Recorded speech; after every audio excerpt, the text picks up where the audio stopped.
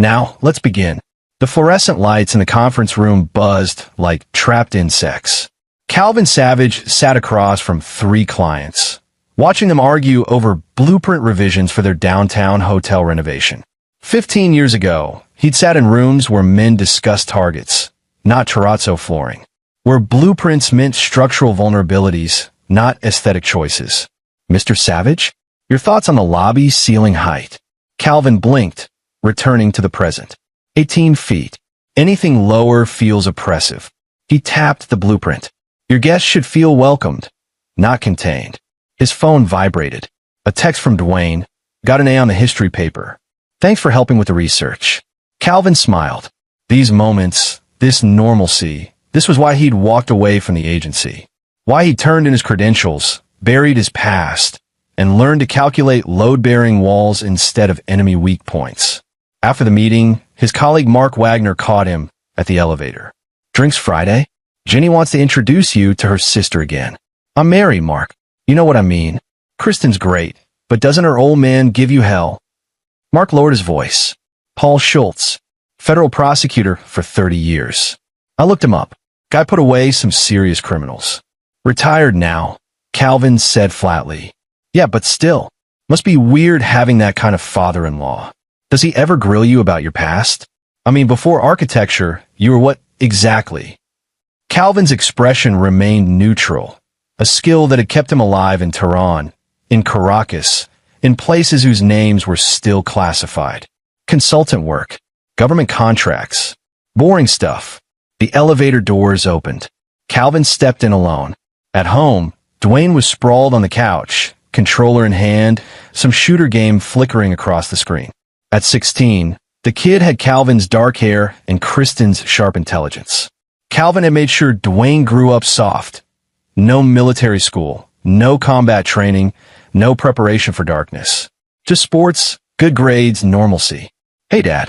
Mom's working late again. I'll start dinner. Calvin headed to the kitchen, then paused.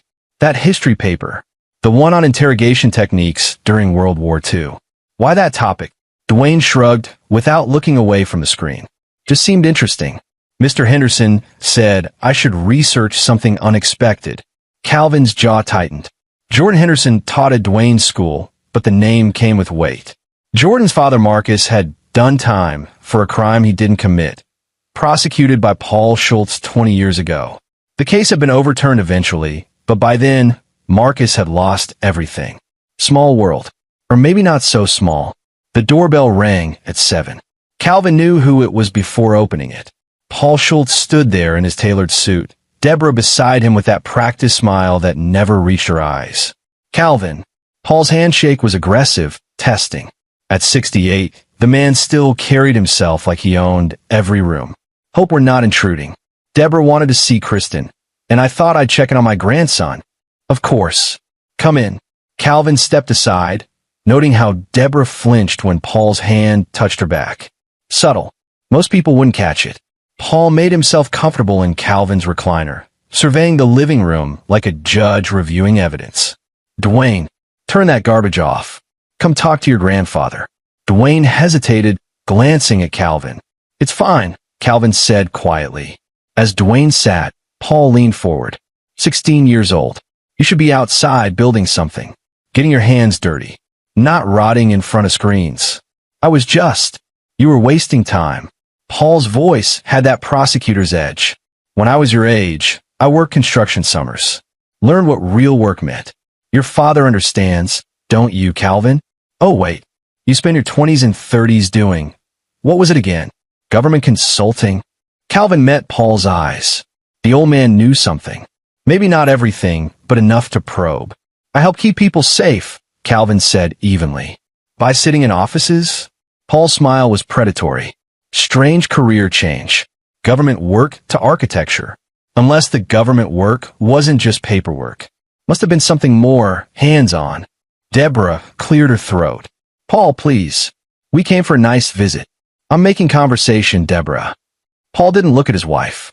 His focus stayed on Calvin. I'm just saying, a man needs to maintain certain skills. Can't let yourself go soft. Can't let your son grow up soft either. Calvin felt the old training kick in. reading threats, calculating responses, identifying pressure points. Paul's larynx, the median nerve cluster in his wrist, the way he favored his left knee when he walked. Stop. That wasn't who he was anymore. Dwayne's doing fine, Calvin said. Straight A's. Track team. Good kid. Good isn't excellent. And kids need discipline. Paul stood, walked to where Dwayne sat, placed a hand on the boy's shoulder, too firm, fingers digging in. Real discipline. The kind that builds character. Maybe I should spend more time with him. Teach him what his father seems reluctant to. Dwayne tensed under the grip. Calvin saw the discomfort flash across his son's face. I appreciate the offer, Calvin said carefully, but we have things handled. Do you? Paul finally released Dwayne's shoulder. Because from where I'm standing, you've raised a soft boy in a hard world. That's dangerous, Calvin. Makes him a target. Paul. Deborah started. Quiet. The single word made her shrink. Years of conditioning. Calvin walked to the door, opened it. I think it's time you both headed out. Kristen will be home soon, and we have an early morning. Paul's expression darkened. For a moment, the mask slipped, and Calvin saw the real man underneath. Control. Dominance. The need to break anything that didn't submit. Of course, Paul said smoothly, the mask returning. But Calvin, remember, boys need strong men in their lives, not architects. He paused at the door. I'll be around more often. For Dwayne's sake. After they left, Dwayne exhaled. Grandpa's intense. Yeah. Calvin locked the door, watched through the window as Paul's Mercedes pulled away. He is. Listen, if he ever makes you uncomfortable. It's fine, Dad. He's just old school, right? Calvin wanted to say more, but Kristen's car pulled into the driveway. She came in looking exhausted, her hospital scrubs wrinkled from a 12-hour shift. Your parents were here, Calvin said. The light in her eyes dimmed. How bad? Paul has ideas about spending more time with Dwayne. Kristen sat heavily on the couch. He does this, pushes boundaries until. She trailed off, but Calvin knew the rest. Until he gets what he wants. Until everyone bends. That night, lying beside Kristen, Calvin stared at the ceiling. His phone showed old contacts he hadn't called in years.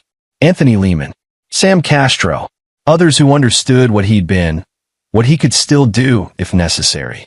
No, that life was over. Paul was just a domineering old man. Manageable. Containable. Calvin closed his eyes, unaware that in 3 days, he'd realize how catastrophically wrong that assessment was. The morning arrived too bright. Calvin woke to find Kristen already gone, another early shift. Dwayne was eating cereal, scrolling through his phone with that vacant teenager expression. Dad? Grandpa texted. Want me to come over Saturday? Help him with some project. Calvin poured coffee, buying time. What kind of project? Dunno. Yard work maybe. Every instinct screamed refusal, but Calvin saw the trap. Say no, and Kristen would ask why. Paul would position it as Calvin being overprotective, unreasonable, and Calvin would have no concrete reason beyond gut feeling. I'll come with you, Calvin said. That's kind of weird, Dad. I'm 16. Humor me. Saturday came. Paul's house sat in an old money neighborhood, the kind where every lawn was manicured and every neighbor minded their own business. As they pulled up, Calvin noticed Paul watching from the window. Deborah answered the door, her smile brittle. Calvin, I didn't know you'd be joining. Thought I'd help out. Calvin followed her inside, noting the fresh flowers on the table, the spotless kitchen. Everything perfect, everything controlled. Paul appeared from his study, and something flickered across his face when he saw Calvin. Annoyance. Then it smoothed over. This was supposed to be grandfather-grandson time. Just being involved, Calvin said mildly. The project turned out to be organizing Paul's garage, clearly busy work. Calvin watched as Paul directed Dwayne, his command sharp, his criticism constant. Not there. Are you blind? Stack them properly. When I was your age, I understood basic spatial reasoning. Dwayne bit his lip, complying. Calvin's hands tightened into fists, relaxed, tightened again. This was psychological testing. Paul was probing for reactions, establishing dominance. After an hour, Calvin's phone rang. His firm, actual emergency with a client site. I need to handle this, Calvin said. Won't be long. We'll be fine, Paul said, that smile again. Won't we, Dwayne? Calvin hesitated. Dwayne nodded. It's cool, Dad. The meeting pulled Calvin away for 2 hours. When he returned, Dwayne was quiet in the car. Too quiet.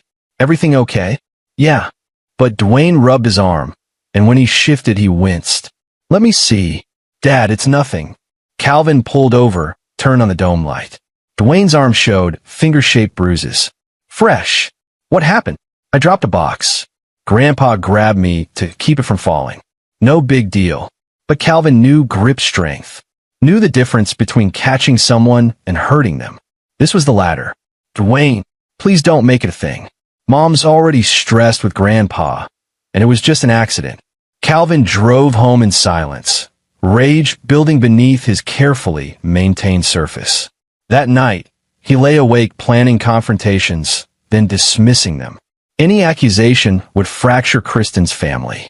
Paul would deny, call Calvin paranoid, make him the villain. Calvin needed proof, or he needed Paul to reveal himself completely. Monday brought a wrinkle. Calvin's firm landed a major contract, convention center in Phoenix. Site visit required, presentations, meetings, 3 days minimum. I can't leave right now, Calvin told Mark. You're the lead architect. They want you specifically. Mark studied him. What's going on? You've been off since that presentation. Calvin couldn't explain. Couldn't say that every instinct honed through years of reading Dangerous Men told him Paul Schultz was escalating towards something. Couldn't admit he was afraid to leave his son alone. But refusing would tank the project. Cost jobs. Calvin was being paranoid, letting his past color his present. Paul was just a difficult old man. Plenty of kids dealt with worse grandparents. He took the assignment. The Phoenix meetings consumed Wednesday and Thursday. Calvin called home twice daily. Kristen sounded normal. Dwayne sounded normal. Everything was fine, except it wasn't. Thursday night, Calvin woke at 3 a.m. in his hotel room. No alarm, no noise. Just that sixth sense developed in places where sleeping too deeply meant dying. He called home. No answer. Called Kristen's cell. Voicemail. Probably nothing. Night shift. Phone on silent. But Calvin was already booking the earliest flight back. He landed Friday at noon, drove straight home. The house looked normal. Quiet. Calvin opened the door, and the world tilted. The smell hit him first. Copper and salt. Blood. Not fresh, but recent. His training took over instantly, senses amplifying. He moved through the living room, cleared it. Dining room, empty. Kitchen. Dwayne lay on the tile floor. Calvin dropped to his knees, hands automatically checking vitals even as his mind cataloged injuries. Face swollen, left eye nearly shut. Split lip. The way Dwayne held his ribs suggested fractures. Defensive bruising on his forearms. Belt marks across his back visible through his torn shirt. Dwayne's good eye opened. Dad. Barely a whisper. I'm here. I'm here. What, who? Grandpa. Dwayne coughed, winced. He came over. Said Mom asked him to check on me. I told him I was fine. He got angry. Said I disrespected him. That you made me weak. That he'd fix what you failed to do. The front door closed. Calvin's head snapped up. Paul Schultz stood there, belt still in hand. Calm. Almost pleased. Calvin. You're back early. Calvin stood slowly. Every muscle in his body coiled tight. The part of him that had been dormant for 15 years. The part that made terrorists cry. That made cartel bosses give up family members. That made trained soldiers break. Surfaced like a shark rising from deep water. He disrespected me. Paul said conversationally. Someone needed to teach him proper behavior. Since you clearly weren't going to. Kristen, Calvin said, voice absolutely level. Take Dwayne upstairs. Lock the bedroom door. Call 911 in exactly 3 hours. Not before. Kristen appeared from the hallway, where she'd been frozen. Her face was pale, shocked. She'd come home to find her father beating her son, had been too paralyzed to intervene. Calvin. Now. She moved, helping Dwayne up. The boy groaned with every movement. As they reached the stairs, Calvin heard Dwayne ask, Mom, what's Dad going to do? Kristen's voice shook. What he should have done the first time my father hurt me. The bedroom door closed. Locked. Calvin walked to the front door. Locked it. drew the curtains, turned to face Paul, who still stood there with that arrogant certainty. "You don't scare me," Paul said. "Whatever you did for the government, you're soft now. 15 years playing with blueprints. You don't have it anymore." Calvin smiled. It was not a kind smile. "You wanted to teach my son a lesson about strength? About respect?" He moved closer, and for the first time, something flickered in Paul's eyes. "Now it's my turn to teach you." Paul swung the belt. Calvin caught his wrist mid-swing, twisted. The belt clattered to the floor. Before Paul could react, Calvin had him in a compliance hold. Not enough to damage, just enough to control, to demonstrate the shift in power.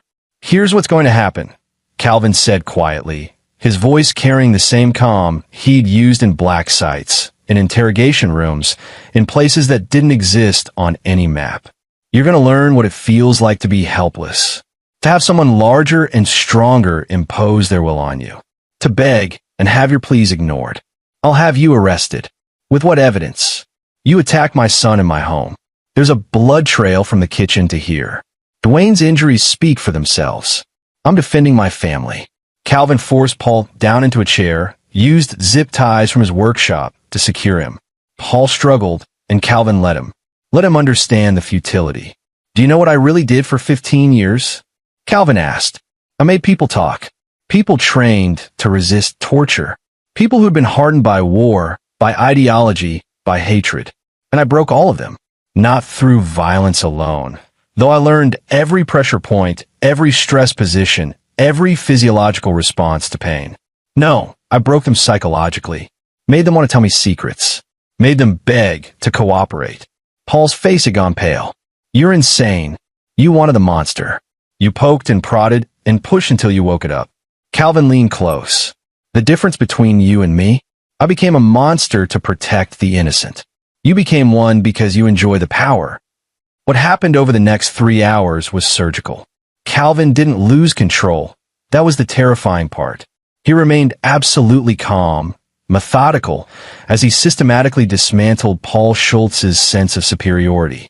He started with stress positions, made Paul hold uncomfortable poses until muscles screamed. When Paul refused, Calvin didn't hit him. He simply applied pressure to nerve clusters, agonizing but leaving no marks. He asked questions about every person Paul had hurt, every defendant he'd railroaded, every family member he'd abused. And Paul, faced with someone who truly understood fear, began to talk. "The Henderson case, I knew Marcus was innocent, but I needed a conviction for my election campaign. So I buried evidence. How many others? 7, maybe 8. I don't remember them all." Calvin documented everything on his phone, voice-activated recording. Paul's confessions, his justifications, his complete moral bankruptcy laid bare. As the hours passed, Paul cried, begged, promised to change.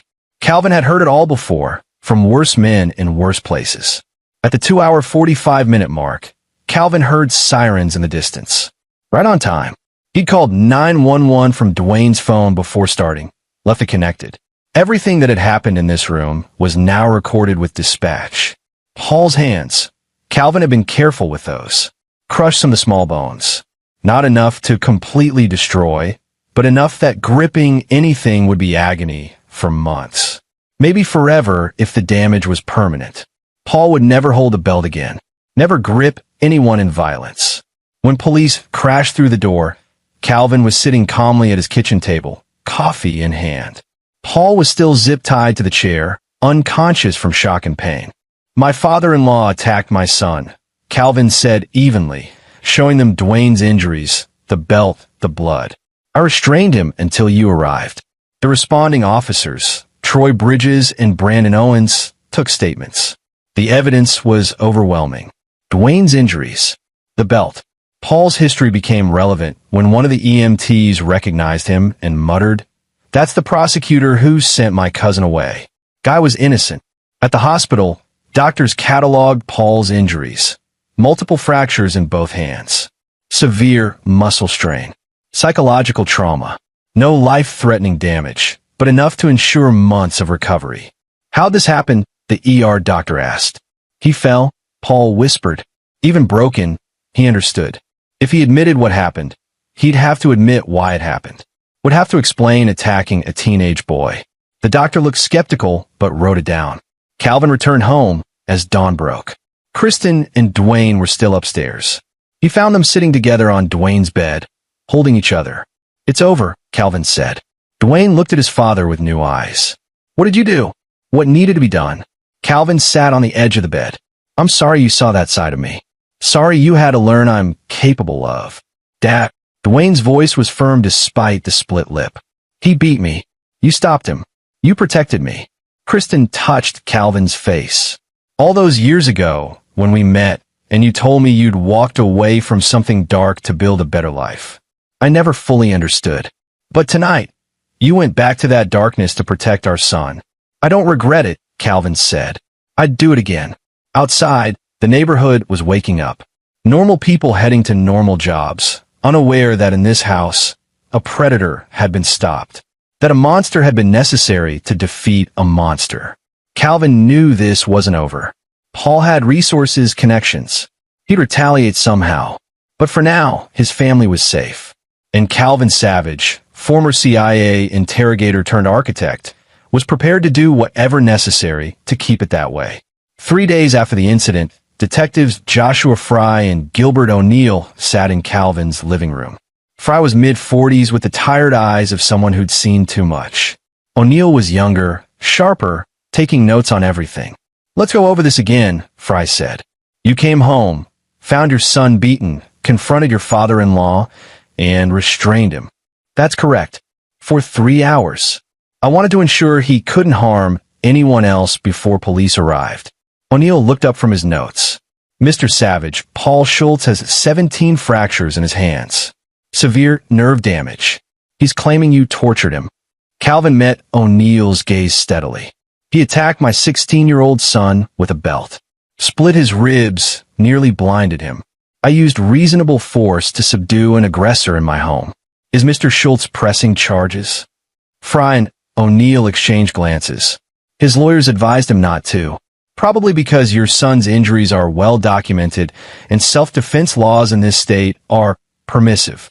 Plus," Fry added, leaning back, "we ran Paul Schultz's name through the system. Interesting history.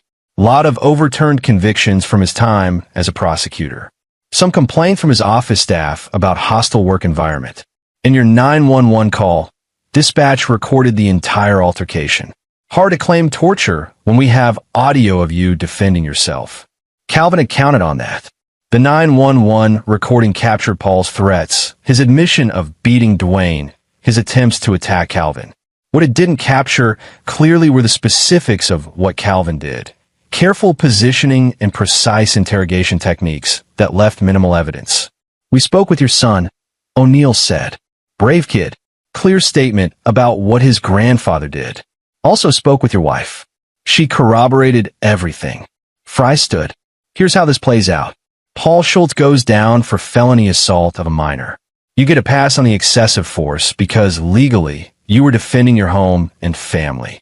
But Mr. Savage," he paused, "whatever you really did in that government consulting job, keep it locked down. Paul's lawyer is digging, and if they find ammunition, they'll use it." After the detectives left, Calvin found Kristen in the kitchen, staring at nothing. "I knew my father was cruel," she said quietly. "Growing up, She stopped, gathered herself. "There were incidents. My mother and I learned to avoid setting him off. But I thought with time, with grandchildren, he'd softened. Abusers don't soften. They just find new victims. When I came home and saw Dwayne on the floor, saw my father standing there so calm, so righteous." Kristen's hands shook. "Part of me wanted to stop you. Part of me wanted to help you hurt him worse." Calvin pulled her close. "You don't have to feel guilty for that. My mother called. She wants to see you." Deborah Schultz arrived that afternoon, looking smaller somehow. Without Paul's presence dominating space, she seemed almost translucent. "I'm filing for divorce," she said without preamble. "My lawyer says Paul's criminal charges will help expedite things." "Good," Kristen said. Deborah's eyes were red. "I should have left years ago, after the first time he hit me, or the times he—" She looked at Kristen. "You were 12 when I realized he was doing the same to you. I told myself it wasn't that bad, that he provided for us. that no one would believe me against a federal prosecutor. Mom, I'm not asking for forgiveness. I enabled him. Let him hurt my daughter because I was too afraid to leave. Deborah turned to Calvin. What you did, what I heard happened. Thank you. Someone should have stopped him decades ago. After Deborah left, Calvin received a call from an unknown number. Mr. Savage? This is Renee Atkins. I was Paul Schultz's assistant for 15 years. Calvin put the call on speaker so Kristen could hear. I heard about what happened to your son, Renee continued. I'm sorry, but I'm calling because Paul wasn't just a bad boss. He was corrupt. I have documentation, emails, recorded conversations, evidence he deliberately prosecuted innocent people. Why didn't you come forward before? Fear. He had connections everywhere. But now that he's charged, now that he's vulnerable, I thought you should know. In case he tries to retaliate, you'll have leverage. Calvin met Renee at a coffee shop downtown. She was in her 50s, professional, with the cautious demeanor of someone used to watching her words. She slid a flash drive across the table. 7 cases where Paul knowingly prosecuted innocent defendants. He'd bury exculpatory evidence, threaten witnesses, fabricate testimony, all to maintain his conviction rate. Jesus, Calvin breathed, skimming through the files on her laptop. Names jumped out. Marcus Henderson, Anthony Lehman, Sam Castro, people whose lives Paul had destroyed for career advancement. Why those 7 specifically? They were vulnerable, poor defendants with public defenders. Cases where Paul knew no one would dig too deep. Renee's jaw tightened. I tried to speak up once. He threatened my career, my family. So I kept quiet and documented everything. Waited for the right moment. And that moment is now. He beat a child, his own grandson. That's who Paul really is, someone who hurts the vulnerable and calls it strength. She closed the laptop. Use it however you need to. That evening, Calvin sat with a flash drive, contemplating his next move. The evidence could destroy Paul completely, end his pension, expose his legacy, potentially lead to criminal charges beyond the assault. But it could also paint a target on Calvin's back. Paul still had allies, people who'd benefited from his corrupt prosecutions, who'd want this buried. What are you thinking? Kristen asked. That Paul won't let this go. He'll see his arrest as temporary. Once he recovers, he'll come after us legally, financially, however he can. So what do we do? Calvin looked at the flash drive. We make sure he can't. The next morning, Calvin reached out to someone he hadn't contacted in 15 years. Anthony Lehman answered on the 3rd ring. Savage. Heard your name recently. Interesting situation with your father-in-law. How did you? I keep tabs on former colleagues, especially the good ones. Lehman's voice was warm, familiar. Paul Schultz. I remember that name. He prosecuted me in '09 on fabricated weapons charges. I was running an op, and he nearly blew my cover for his conviction numbers. You're on the list then? What list? Calvin explained Renee's evidence. The 7 cases. The pattern of corruption. Lehman whistled. That's federal. Career-ending. Possibly prison-worthy if handled right. I need advice. Do I leak this? Go to the media? Federal investigators. You do nothing, Lehman said firmly. You give it to me. I've got contacts at DOJ who wanted to nail Schultz for years, but lacked evidence. They'll open an investigation quietly. Build a case properly. No blowback on you or your family. Why help me? Because Paul Schultz destroyed 7 innocent people's lives that we know of. Probably more. And because you walked away from the life and built something good. I respect that. Let me protect it. Calvin sent the files to Lehman through encrypted channels. Then he waited. 2 days later, Paul was released from the hospital. His hands were casted, his movement limited, but his fury was evident. He held a press conference from his lawyer's office. Calvin Savage is a dangerous man, Paul declared to local news cameras. He attacked me without provocation, nearly killed me. I want the district attorney to file charges for attempted murder. The lawyer, Dale Combs, expensive and connected, nodded along. We're exploring all legal options. My client is a respected former prosecutor who was brutally assaulted in his son-in-law's home. Kristen watched the press conference with growing anger. He's spinning it, making himself the victim. Calvin remained calm. Let him.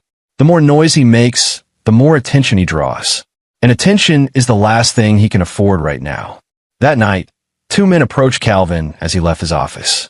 They wore suits, but had the bearing of ex-military or law enforcement. Not threatening, but not friendly either. "Mr. Savage? We're friends of Paul Schultz. He wanted us to deliver a message." Calvin assessed them quickly. Both armed, shoulder holsters right-handed. One had boxer's hands, the other moved like he'd done MMA. Dangerous if this went physical. "I'm listening. Drop the charges. Convince your son to recant, or things get complicated for your family." Calvin tilted his head. "Things are already complicated. My son has broken ribs. My father-in-law is facing felony charges. But since you're here, let me share some information." He pulled out his phone, showed them a photo. "Brandon Owens, you on the left. Former cop, fired for excessive force. Now you do freelance intimidation work." He swiped to the next photo. "And Troy Bridges, security consultant. Interesting resume, 3 domestic violence complaints that got buried." Both men stiffened. "Before you ask how I know this, understand that I spent 15 years learning to find people's secrets. Every person has vulnerabilities. Yours are well documented." Calvin put his phone away. "So here's my message for Paul. If anyone in my family gets so much as a parking ticket that smells suspicious, I release everything I have on him and everyone connected to him. We clear." Owens and Bridges exchanged glances. They'd come expecting a civilian architect. Found something else entirely. "Crystal," Owens muttered. They left. Calvin waited until they were gone before his hand shook. The old instincts were still there, sharp as ever. But using them felt like putting on clothes that didn't fit anymore, functional but wrong. He called Kristen. "We need to talk about security. Paul's escalating." They installed a home security system that night. Cameras. Motion sensors. Calvin also reached out to Sam Castro, another former colleague who now ran a private security firm. "I can have someone watching your house within the hour," Sam offered. "Discreet. Professional. Just for a few weeks. Until this settles." "Calvin, guys like Schultz don't settle. They dig in. You know that." Calvin didn't know that, which was why his next call was to Jordan Henderson, Dwayne's history teacher. "Mr. Henderson, this is Calvin Savage, Dwayne's father. I need to ask you about your father's case. The one Paul Schultz prosecuted." There was a long pause. "Why?" "Because I have evidence that proves your father was innocent. And I'm going to make sure everyone knows what Paul Schultz really is." Jordan Henderson met Calvin at a quiet bar downtown. He was in his 40s, carrying the weight of a name that had been dragged through mud. "My father died in prison," Jordan said without preamble. "Heart attack at 53. He went in innocent, came out in a casket. Paul Schultz killed him as surely as if he'd pulled a trigger." Calvin slid a folder across the table. "Proof. Evidence that was buried during trial. Witness statements that were never disclosed. All of it." Jordan read through the documents, hands shaking. "How did you get this?" "Someone who worked for Paul, kept records. Someone with a conscience. And you're sharing this with me because Paul attacked my son, and because I believe in balancing scales." Calvin leaned forward. "I'm giving the same evidence to 6 other families. People Paul destroyed. When this goes public, it won't just be assault charges. It'll be a pattern of corruption spanning decades." Jordan closed the folder carefully. "What do you need from me?" "Help coordinating with the other victims. Creating a unified front. Making sure Paul can't isolate or silence anyone." "Consider it done." Jordan extended his hand. "Thank you. For my father. For all of us." Over the next week, Calvin quietly contacted the other 6 families from Renee's list. Each meeting was similar: shock, anger, gratitude. Each family had suffered because of Paul's ambition. Lost years, lost money, lost lives. By Friday, they had a coalition. 8 families ready to go public. Jordan Henderson organized a press conference for the following Monday. But Paul wasn't idle. His lawyer filed a civil suit against Calvin for $5 million in damages. Restraining order requests. Custody challenges.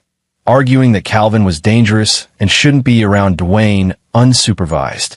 "It's all smoke," Calvin's lawyer, Mark Wagner's wife, actually explained. "He's trying to bury you in legal costs. Make you drop the criminal charges to make the civil suit go away. Not happening. Sunday night, Calvin's security cameras caught movement. A car circling the block 3 times. Park across the street. 2 figures approaching the house. Calvin was ready. He'd been waiting for this. As the figures reached his porch, motion lights flooded the area. Calvin opened the door. Sam Castro beside him. It was Owens and Bridges again. But this time they looked nervous. "We're done," Owens said quickly. "Paul can't pay us what he promised. And word is DOJ is sniffing around his old cases. We're out." "Smart move," Calvin said. After they left, Sam chuckled. That was anticlimactic. Paul's losing his support structure. Money gets tight when legal bills pile up. Associates jump ship when federal investigations start. You plan this. I learned from the best. Cut off resources. Isolate the target. Apply pressure until they break. Monday morning brought the press conference. Jordan Henderson stood at a podium, 7 other families beside him. They told their stories. Lives destroyed by Paul Schultz's corruption. Evidence withheld. Witnesses threatened. Innocents ignored for conviction statistics. Local news covered it. Then regional. By afternoon, national outlets picked up the story. Retired federal prosecutor accused of decades of corruption. Paul's lawyer tried damage control, but the evidence was overwhelming.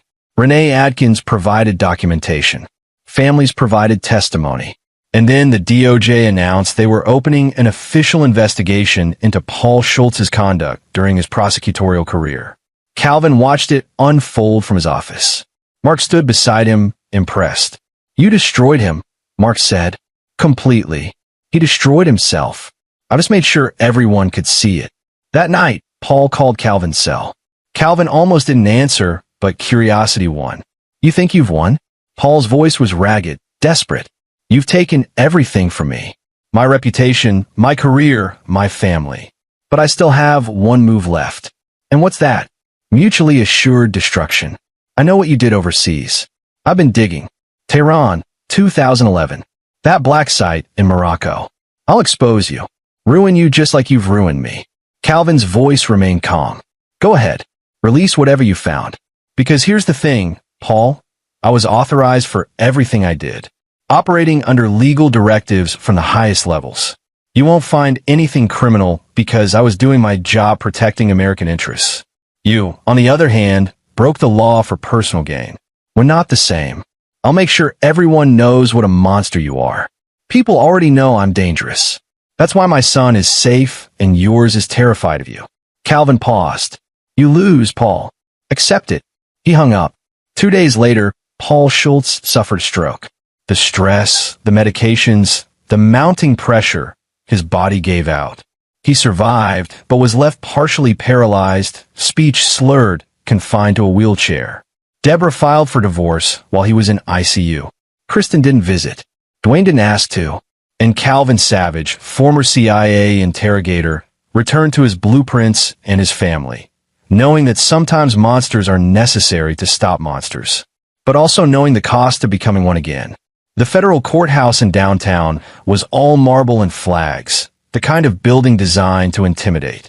Calvin sat in the back row of the gallery, watching as prosecutors laid out their case against Paul Schultz. 2 months had passed since the stroke.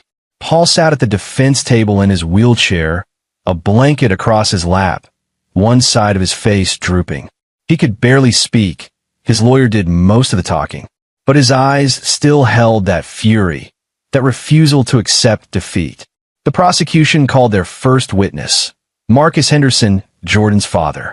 Except Marcus wasn't dead. That had been the biggest revelation.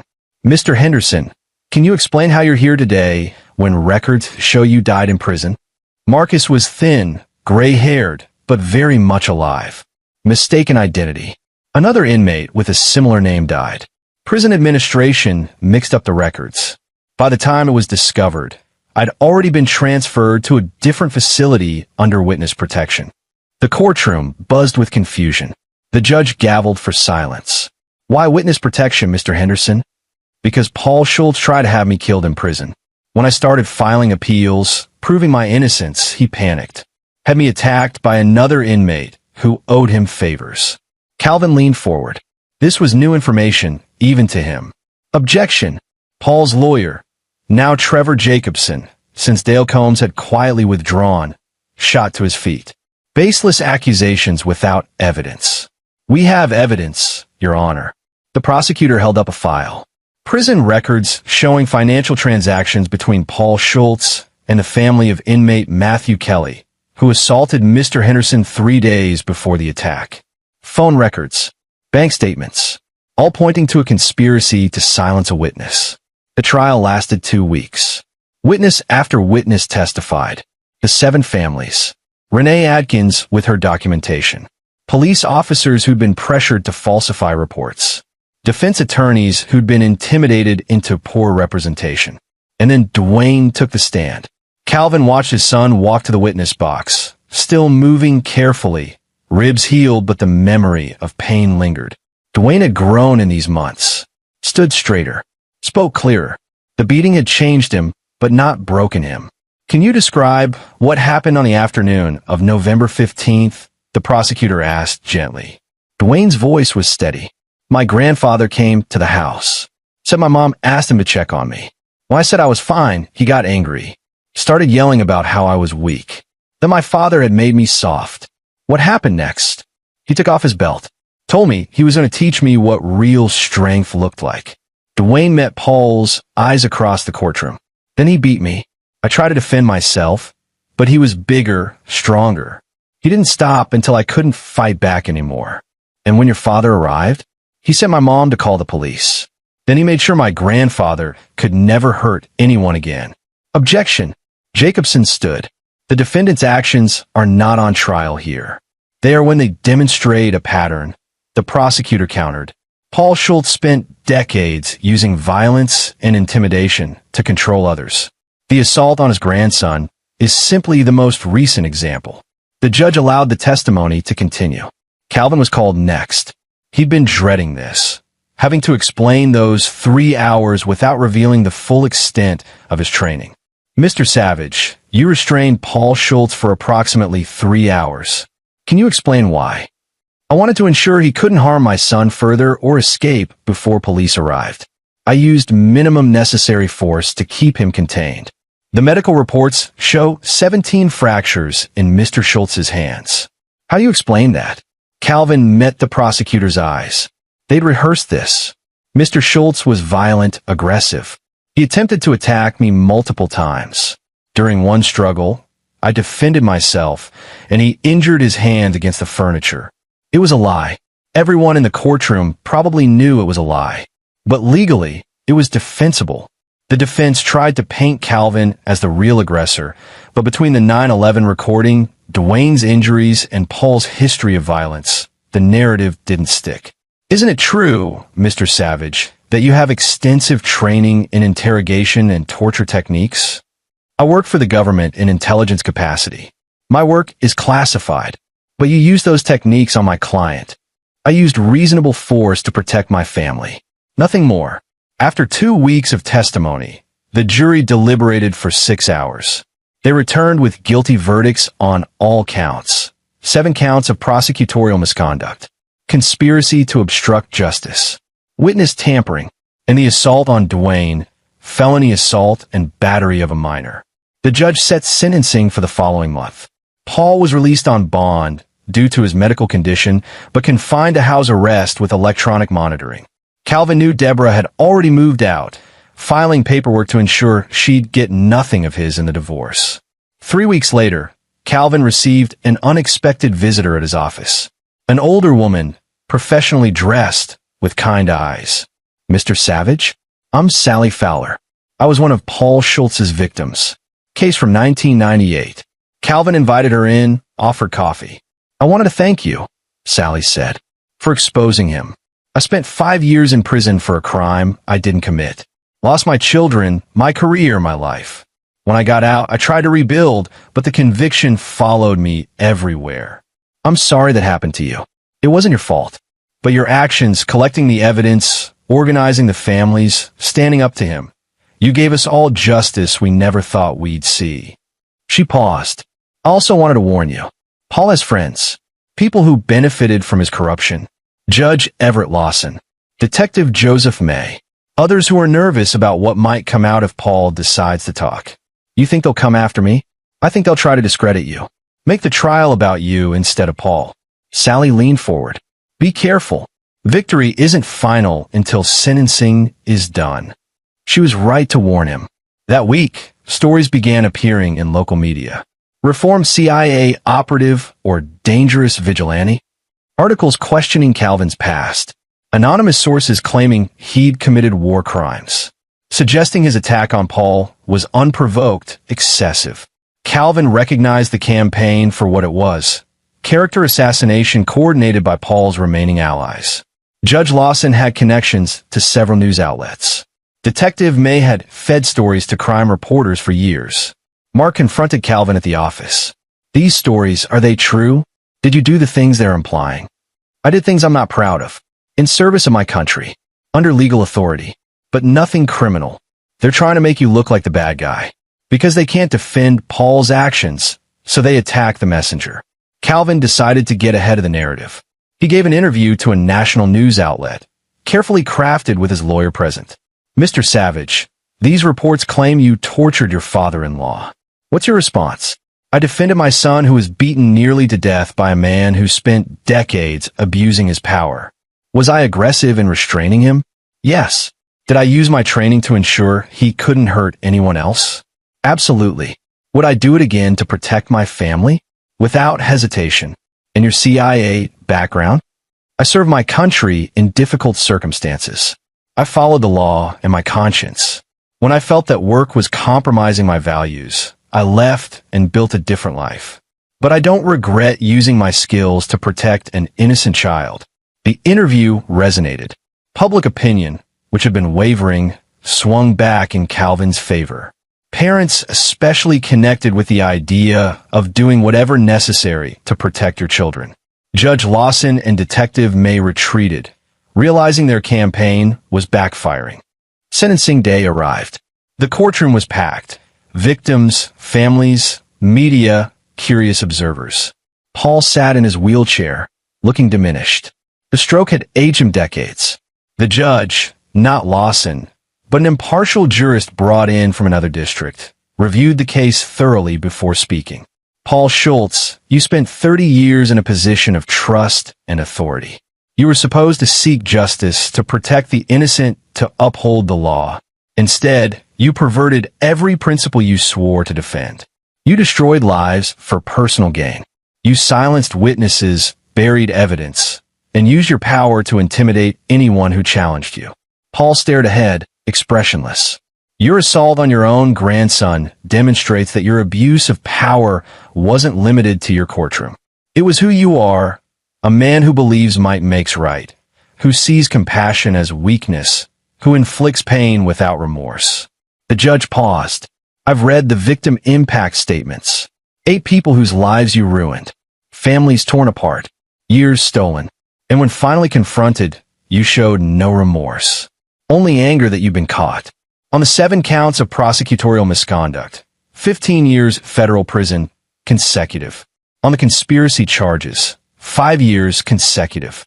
On the assault charges, 5 years consecutive. Total sentence, 25 years in federal prison. Given your age and health, this is effectively a life sentence. A murmur ran through the courtroom. Paul's lawyer started to object, but Paul waved him off with his working hand. Additionally, you are permanently disbarred. Your pension is revoked, and you will pay restitution to your victims totaling $3.2 million. The gavel came down. Paul was wheeled out of the courtroom, and for a moment his eyes met Calvin's.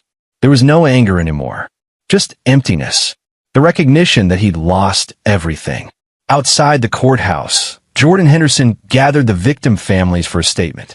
Today, justice was finally served. Not because the system worked, the system failed us for decades.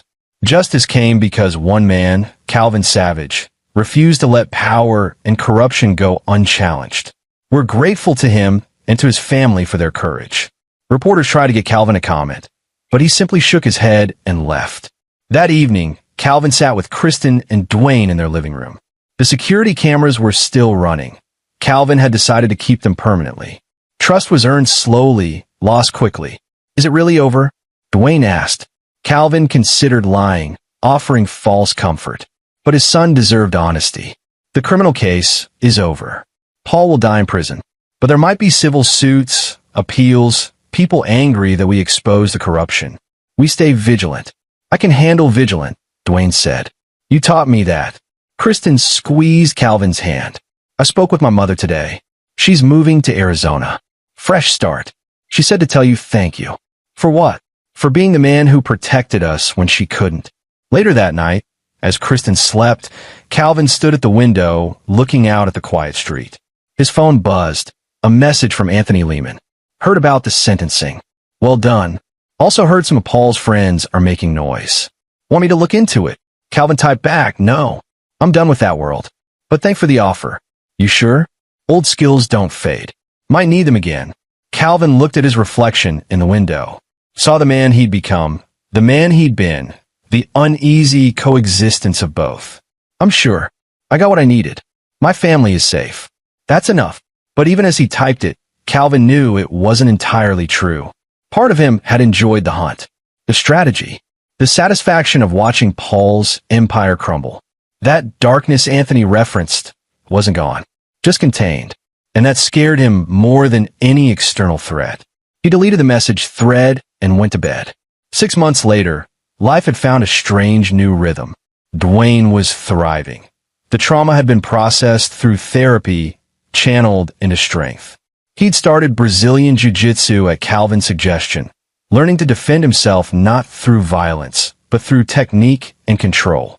Calvin watched from the sidelines of the gym as Dwayne sparred with another student, a kid named Renee, coincidentally, who had good instincts but poor discipline. Your son's a natural, the instructor, Joseph May's son, ironically, who distanced himself from his father's corruption, commented. Patient, strategic, doesn't let emotion drive his choices. He learned that the hard way, Calvin said. At work, the firm had landed the Phoenix Convention Center project, delayed but not derailed by the trial. Calvin poured himself into it, finding peace in clean lines and structural integrity, creating instead of destroying. But the past had a way of creeping back. It started with a letter, forwarded from the prison where Paul was held. Calvin almost threw it away unopened, but curiosity won. The handwriting was shaky, affected by the stroke. Calvin, you've won. I'm here until I die. No parole. No appeals that will succeed. My name is synonymous with corruption. My legacy is destroyed. But I want you to understand something. When I beat Dwayne, it wasn't about discipline or strength. It was about you. I needed to see if the man who'd walked away from power could still access it when pushed. I needed to know if you were still the operative everyone whispered about, or if you'd gone truly soft. You proved you hadn't. And in doing so, you proved my point, that strength, real strength, requires the willingness to do terrible things. You destroyed me using the same ruthlessness I used to destroy others. We're not so different, you and I. I suspect you think about that sometimes. About how easily you went back to old methods. How natural it felt. How part of you enjoyed it. You can tell yourself you did it for Dwayne. For justice. For all my victims.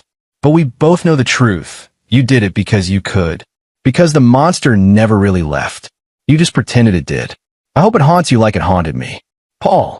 Calvin read the letter twice, then burned it in the sink. Watched the paper curl and blacken. But the words lingered.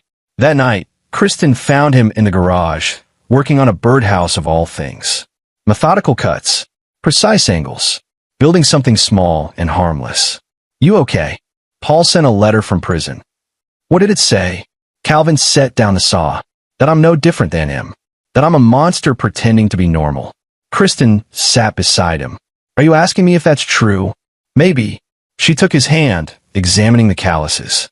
Hands that had built homes and broken bones. Gentle and lethal, depending on context. The difference between you and my father, Kristen said slowly, is that he hurt people to feel powerful. You hurt him to stop him from hurting others. Intent matters. Context matters. Does it? I still enjoyed it. Watching him break. Knowing I had that control. Of course you did. He'd terrorized your family. Terrorized my childhood. terrorized his victims. Wanting him to suffer for that isn't monstrous, it's human. She squeezed his hand. What would be monstrous is if you'd done it to someone innocent. Or if you couldn't stop yourself from doing it again when it wasn't necessary. Calvin met her eyes.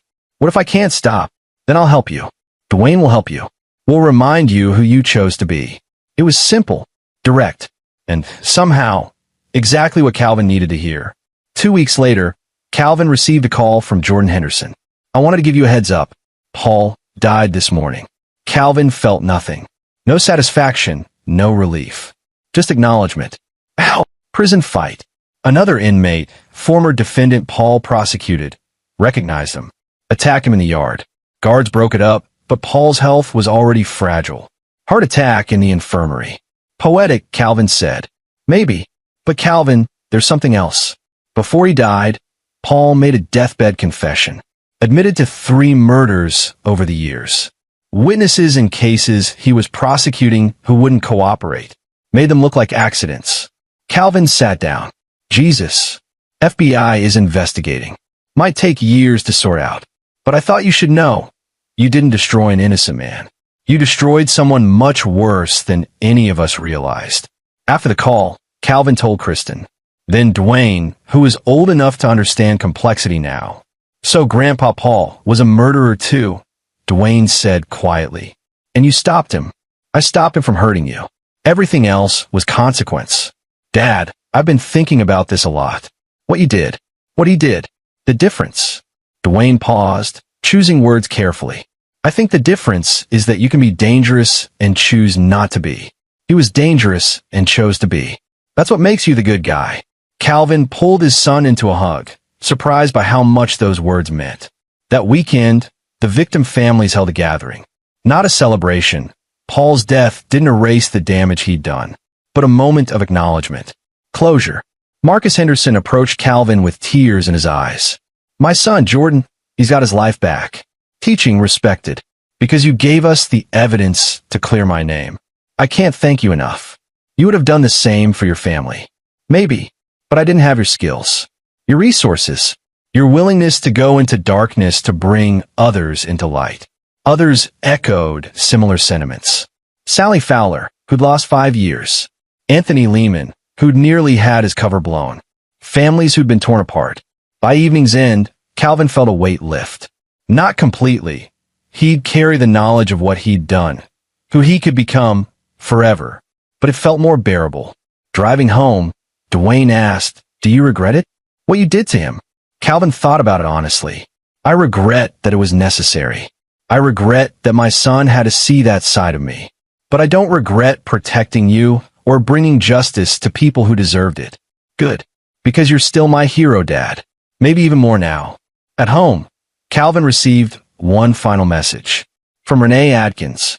I thought you should know, the evidence I gave you has opened up several other investigations. Paul's corruption was deeper than anyone realized. You've helped more people than you know. Thank you for having the courage to act when others wouldn't. Calvin deleted the message and put his phone away. That night, he dreamed of interrogation rooms and blueprints of violence and creation intertwined. When he woke, Kristen was beside him, Dwayne safe in the next room, and sunlight streaming through windows that no longer needed extra security cameras. The monster was still there, would always be there, but it was caged, controlled, and only released when absolutely necessary. Calvin Savage had made peace with being both the architect and the interrogator, the gentle father and the ruthless protector, the man who'd walked away from darkness and the man who'd dived back into it to save those he loved. And in that acceptance, he found something resembling peace. 3 months later, Dwayne's school held a father-son event. Calvin watched his son laugh with friends, confident and whole. Watched other fathers, Jordan Henderson among them, interact with their kids. You did good, Jordan said quietly, standing beside Calvin. With Dwayne. With all of it. Just tried to be what he needed. That's all any of us can do. On the way home, Dwayne turned to Calvin. Dad, if something like that happened again, someone threatening our family, would you do the same thing? Calvin met his son's eyes in the rearview mirror. Saw not fear there, but curiosity, understanding. Without hesitation, Calvin said, "I will always protect you, by whatever means necessary." Dwayne nodded, satisfied. "Good, because I protect you too. You taught me that strength isn't about hurting people. It's about stopping those who do." And Calvin Savage, former CIA interrogator, current architect, and always a father, drove his family home knowing that sometimes the hardest battles aren't fought in interrogation rooms or courtrooms. They're fought in the quiet moments when you choose who you want to be. He'd made his choice 15 years ago when he left the CIA, and he'd made it again when he protected his son. The monster would always be there, lurking beneath the surface. But Calvin had learned to harness it, to use it only when necessary, and to cage it again when the threat passed. That was the real strength Paul had never understood. Not the capacity for violence, but the discipline to control it. As they pulled into the driveway, the house lit from within, Calvin felt something he hadn't felt in months. Peace. Not perfect, not permanent, but real. And for now, that was enough. This is where our story comes to an end. Share your thoughts in the comments section. Thanks for your precious time. If you enjoyed this story, then please make sure you subscribe to this channel. That would help me a lot. Click on the video you see on the screen, and I will see you there.